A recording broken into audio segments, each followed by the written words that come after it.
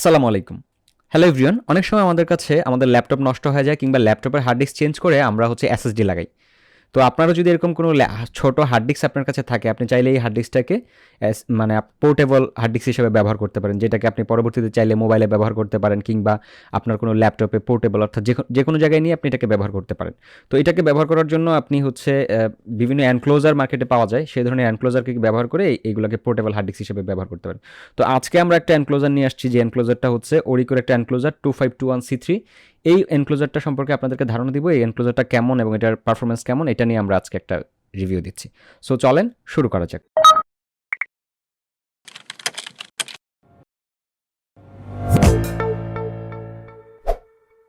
প্রথমে আমরা এই এনক্লোজারটাকে খুলে দেখি যে আমি এই এনক্লোজারটা, মার্কেটে অনেক ধরনের এনক্লোজার পাওয়া যায়, কিন্তু আমার পার্সোনালি পছন্দ হচ্ছে টাইপ সি টাইপের যে এনক্লোজারগুলো আছে। তো আমি এই এনক্লোজারটা নিচ্ছি, অর্থাৎ 2521C3। এই এনক্লোজারটা হচ্ছে টাইপ সি পোর্টেবল একটা এনক্লোজার। তো চলেন এটাকে আমরা খুলি, দেখি বক্সে আসলে কী কী দিছে এবং এটার মধ্যে আসলে কী ফ্যাসিলিটিস আছে। তো প্রথমে খুবই সিম্পলি একটা বক্স, জাস্ট বক্সটা খুললে আপনি দেখতে পাবেন এর মধ্যে খুব বেশি কিছু নাই, জাস্ট এনক্লোজারের একটা দেওয়া আছে, বক্স দেওয়া আছে। সো এই হচ্ছে এনক্লোজারটা, আর হচ্ছে ভিতরে একটা টাইপ সি কেবল দেওয়া থাকার কথা। আর কোনো ম্যানুয়াল ট্যানুয়াল কিছু নাই, এটাই সিম্পলি একটা জাস্ট বক্স, এর মধ্যে হচ্ছে এই দুইটা জিনিসই দেওয়া থাকে। তো এই বক্সটাকে আমরা সাইডে রাখি এবং এনক্লোজারটা নিয়ে এবার আমরা দেখি। এই অরিকোর একটা এনক্লোজার, এটা একটা প্লাস্টিক বিল্ড এবং প্লাস্টিকের মধ্যে ফিনিশটা বেশ ভালো, আপনার কাছে ভালোই লাগবে, কিন্তু আমার কাছে মনে হয়েছে যে প্লাস্টিকটা একটু উইক। কিন্তু তারপরেও যেহেতু এটা টাইপ সি, মার্কেটে হচ্ছে এই এনক্লোজার এগুলো টাইপ সি হয় না, অন্য স্টাইলের হয় বেশি। আমি টাইপ সিটা অনেক খুঁজে বের করেছি। আপনারা এই মডেলটা, অর্থাৎ এই যে ওরিকোর 2521C3, এটা নিতে পারেন। এটা হচ্ছে টাইপ সি একটা এনক্লোজার।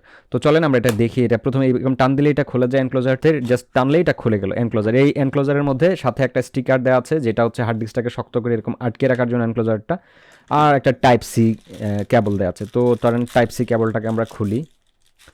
এই হচ্ছে আমার টাইপ সিটা, ভালোই কেবলটা ভালোই লাগলো আমার কাছে, লেন্থও খারাপ না, মোটামুটি আপনার একটা মানুষের লেন্থ আছে।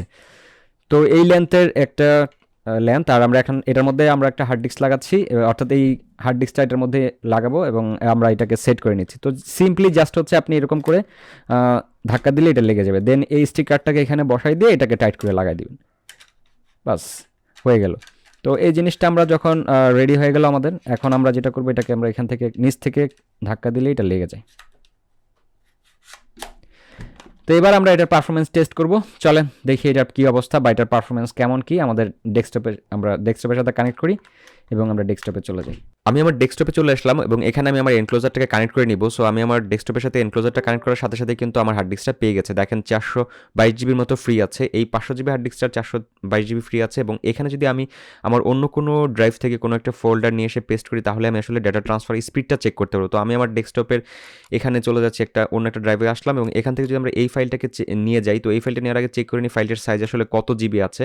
তো ফাইলটা হচ্ছে 4.45 জিবি, মানে 5 জিবির মতো একটা ফাইল। এই ফাইলটাকে আমরা আমাদের এনক্লোজার, অর্থাৎ যে হার্ড ডিস্কটা আমরা ইনসার্ট করেছি এনক্লোজারে, সেখানে আমরা এটাকে পেস্ট করবো, করলে দেখবো যে স্পিডটা আসলে কেমন থাকে। তো এর জন্য আমি এখানে চলে আসলাম এবং এখানে এটাকে আমরা পেস্ট করে দিচ্ছি। তো এটা পেস্ট করার সাথে সাথে দেখেন 110-12 Mbps স্পিডের আশেপাশে হচ্ছে স্পিডটা আপ ডাউন করছে, 107, 8, 9, 10 এর মধ্যেই আপ ডাউন করতেছে। তো এই স্পিডে আসলে ডেটা ট্রান্সফার হচ্ছে, যেটা আমার মনে হয় যে যথেষ্ট ভালো একটা স্পিড, বিশেষ করে এই প্রাইস রেঞ্জের যে এনক্লোজারগুলো আছে। অর্থাৎ আমার যে এনক্লোজারটা আপনারা দেখলেন, এই এনক্লোজারটার প্রাইস হচ্ছে 650 টাকা। তো এই 650 বা 700 টাকার মধ্যে যে এনক্লোজারগুলো আছে, তার মধ্যে এইরকম স্পিড 109-10 Mbps স্পিড যথেষ্ট স্পিড। তো আপনার কাছে যদি আপনার এরকম কোনো হার্ড ডিস্ক থাকে যেটা আপনি ইউজ করছেন না, কিন্তু আপনি চাইলে সেটাকেও আপনি এরকম কোনো এনক্লোজার দিয়ে পোর্টেবল হার্ড ডিস্ক হিসেবে ব্যবহার করতে পারেন। তো ভিডিওটি দেখার জন্য সবাইকে ধন্যবাদ।